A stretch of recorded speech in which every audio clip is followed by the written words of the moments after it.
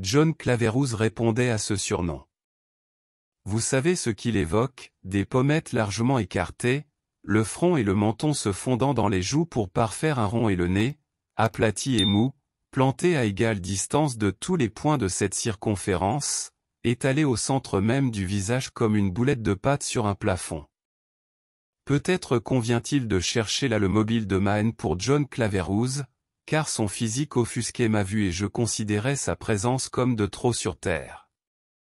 Il se peut aussi que sa mère, probablement superstitieuse, ait regardé la lune du mauvais côté à un moment inopportun. Qui sait?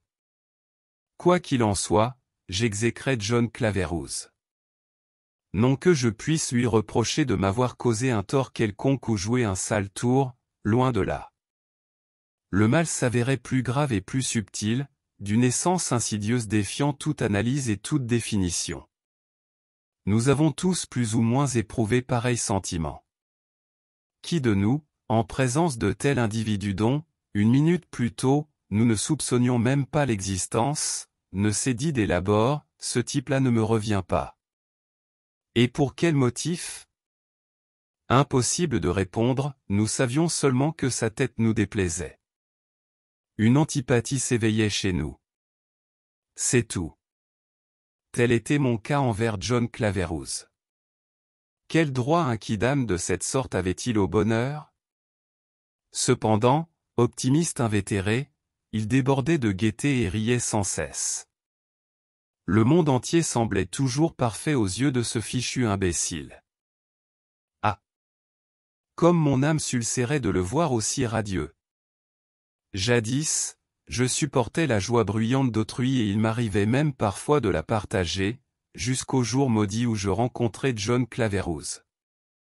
Son rire m'irritait jusqu'à l'obsession, me hantait, m'obsédait, ne voulait plus me lâcher. C'était un rire énorme, un rire de Gargantua. Il me poursuivait, vibrant et sonore, et me produisait l'effet d'une râpe sur les fibres de mon cœur. Au petit jour, il arrivait à travers champs troublés de ses saccades mes doux songes. Sous la splendeur redoutable de midi, à l'heure où les plantes se penchent sur leurs tiges, où les oiseaux se réfugient au plus profond des bois, où toute la nature s'assoupit, ses retentissants « ah » et « oh » s'élevait vers les cieux et insultait à l'astre du jour. Et à minuit, dans les sentiers noirs et solitaires qui le ramenaient de la ville, son rire satanique sévissait encore pour m'arracher au repos, je n'avais d'autre ressource que de me tordre de rage sur ma couche et de m'enfoncer les ongles dans les paumes. Une nuit, j'allais clandestinement lâcher ses vaches et ses veaux dans ses récoltes, mais le matin je l'entendis rire aux éclats tandis qu'il rentrait son bétail. Ce n'est rien, dit-il. Pourquoi en voudrais-je à ces pauvres bêtes d'avoir cherché provende plus grasse? Il possédait un chien qu'il appelait Mars, grand et superbe animal, moitié chien courant et moitié limier, avec les qualités des deux races. John affectionnait particulièrement Mars, qui ne le quittait jamais. Mais je sus prendre patience et quand l'occasion se présenta, j'attirai la bête à l'écart et lui servis un appétissant beefsteak assaisonné de morora. Eh bien, croyez-moi si vous voulez, John Claverhouse ne parut pas s'en affecter le moins du monde. Ses rires n'en furent ni moins bruyants ni plus rares et sa figure ressembla plus que jamais à une pleine lune.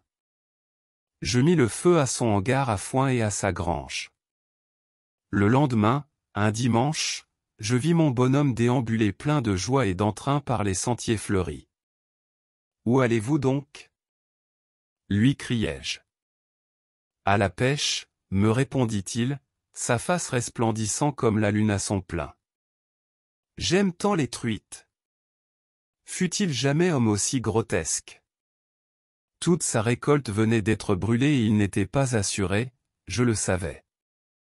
Et malgré la perspective de la misère et d'un hiver rigoureux, l'imbécile s'en allait pêcher la truite, comme cela, par plaisir.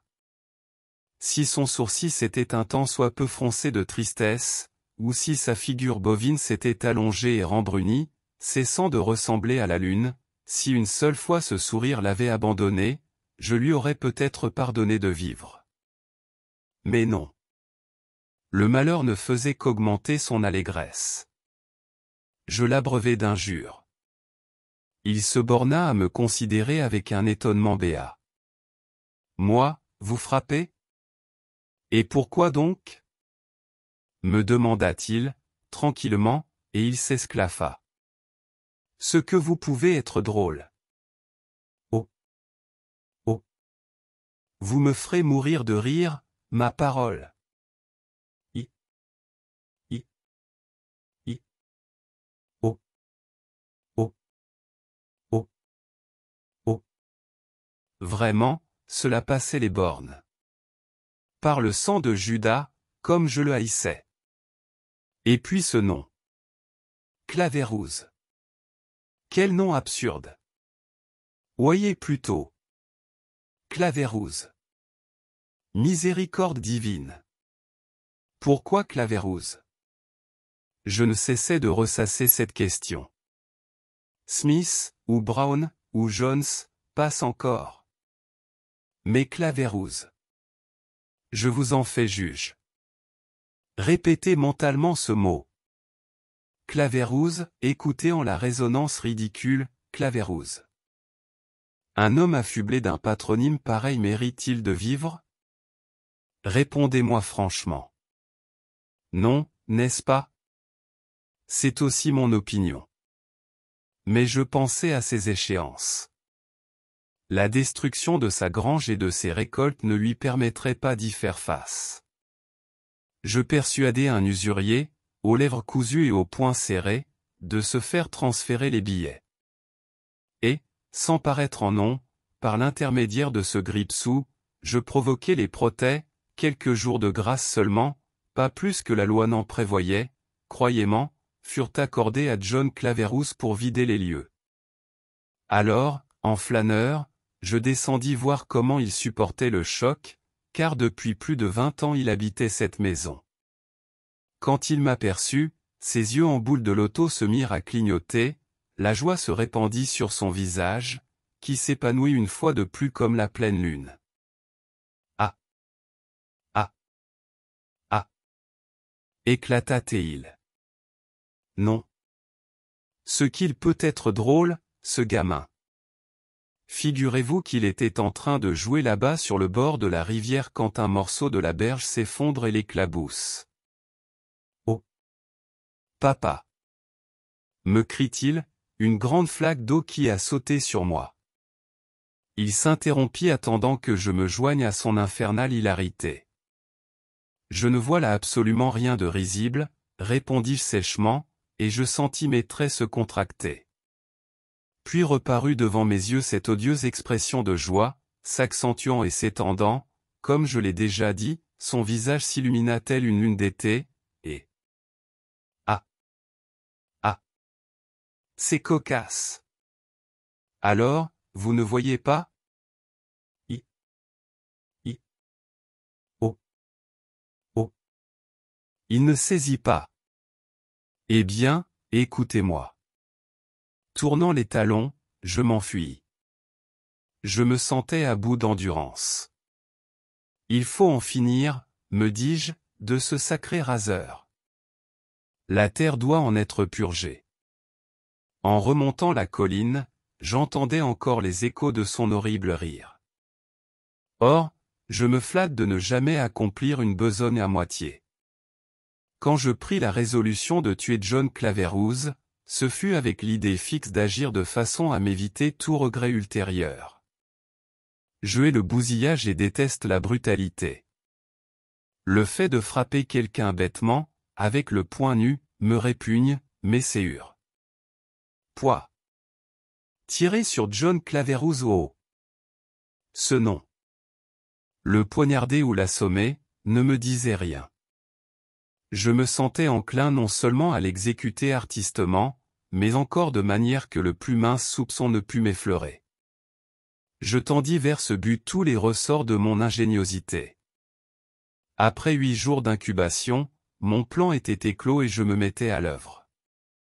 J'achetai une jeune épagnole de 5 mois et m'appliquai à la dresser.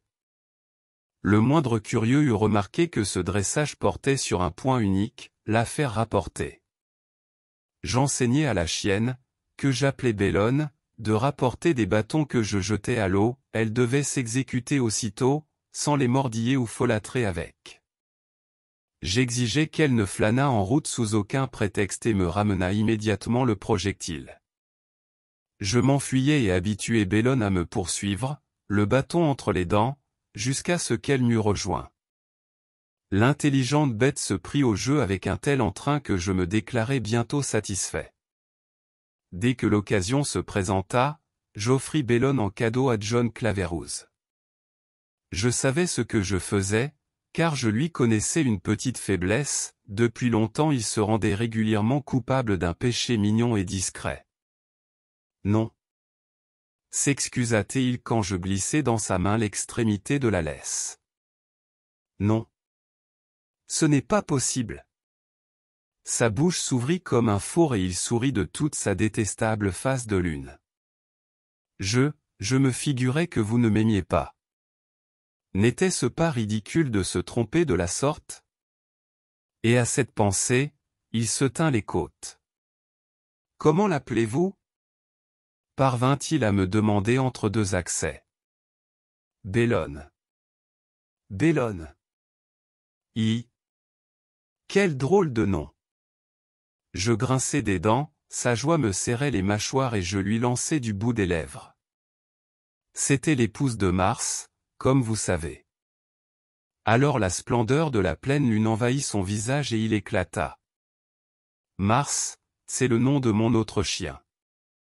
Eh bien. Bellone est veuve maintenant. Oh. Oh. Oh.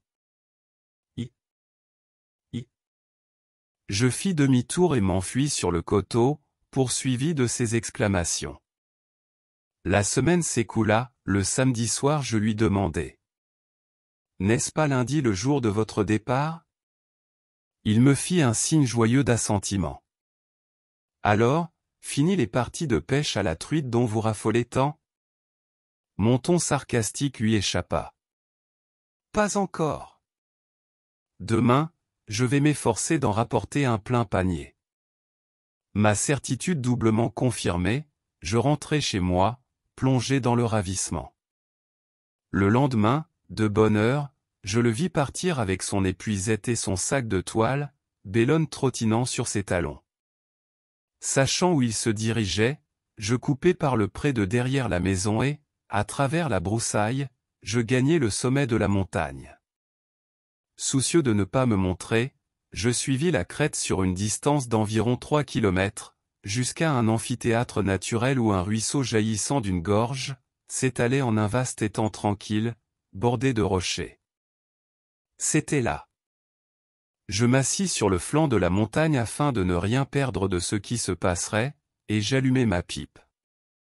Quelques minutes s'étaient à peine écoulées que j'aperçus John Claverhouse remontant le cours d'eau. Bellone gambadait à ses côtés et tous deux paraissaient animés des meilleures dispositions, les jappements brefs et saccadés de la chienne se mêlaient aux notes profondes de la basse de l'homme. Arrivé à l'étang, il jeta à terre sac et filet et tira de sa poche un objet semblable à une grosse chandelle. Je n'ignorais pas ce qu'est un bâton de géant. Car telle était sa méthode pour prendre les truites. Il les dynamitait. Il fixa le cordon en enroulant le géant, bien serré dans une bande de coton, l'alluma et lança l'explosif dans le ruisseau. Rapide comme l'éclair, Bellone s'était élancé. J'aurais hurlé de joie. Claverhouse la rappela, mais en vain. Il la bombarda de cailloux et de mottes de terre, mais, sans se hâter, elle atteignit le boudin de dynamite, le saisit dans sa gueule et, virant sur elle-même, regagna la rive. Alors seulement, il comprit le danger et s'enfuit. Ainsi que je l'avais combiné et prévu, elle escalada la berge et se mit à poursuivre son nouveau maître. Je vous l'affirme, ce fut superbe. Ainsi que je vous l'ai dit, l'étang se trouvait au fond d'une sorte d'amphithéâtre. À cet endroit, de grosses pierres formaient un pont primitif. De ci, de là, À droite, à gauche, d'un caillou à l'autre, détalait Claveyrousse suivi par Bellone. Je n'aurais jamais supposé qu'un balourd de sa trempe pût courir si vite. Bellone, à ses trousses, gagnait du terrain sur lui. Au moment où, en plein élan, elle le rejoignait, le nez à ses genoux, il se produisit une brève lueur, un flocon de fumée et une effroyable détonation. À l'endroit où l'homme et le chien se démenaient la seconde auparavant, il ne restait qu'un énorme trou béant dans le sol. Mort par accident au cours d'une partie de pêche prohibée. Tel fut le verdict de l'enquête menée par le coroner. Voilà pourquoi je m'enorgueillis de la manière propre et artistique dont je supprimai John Claveyrousse. Pas de bousillage, pas de brutalité, rien de quoi rougir dans toute l'opération, ainsi que vous en conviendrez vous-même, j'en suis persuadé. Son rire infernal a cessé d'éveiller les échos des collines et sa face de lune ne se montre plus pour nous narguer. Depuis lors, mes jours sont redevenus paisibles et mes nuits ineffables.